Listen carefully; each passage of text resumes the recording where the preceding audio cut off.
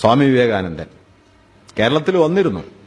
കൊടുങ്ങല്ലൂർ അദ്ദേഹത്തെക്കുറിച്ചുള്ള ഒരു കഥ എന്താന്ന് വെച്ചാൽ, കൊടുങ്ങല്ലൂർ ക്ഷേത്ര പരിസരത്ത് വന്നിട്ട് കുടിക്കാൻ വെള്ളം ചോദിച്ചവരൊക്കെ ജാതി ചോദിച്ചു. വിവേകാനന്ദൻ ജാതി പറയില്ല. ജാതി പറയാത്തതുകൊണ്ട് വെള്ളം കിട്ടാതെ അവിടെ ഇരുന്നു.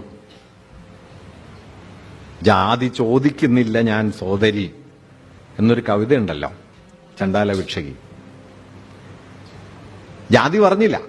അങ്ങനെ വെള്ളം കിട്ടാതെ വലഞ്ഞ വിവേകാനന്ദനാണ് പിന്നീട് പറഞ്ഞത് ഇത് ഭ്രാന്താലയാണ്. ഇന്ത്യ മുഴുവൻ നടന്നിട്ടും ഇമാതിരി ഒരു സ്ഥലം മൂപ്പര് കണ്ടുകിട്ടിയത് ഇവിടെ വന്നപ്പോഴാ.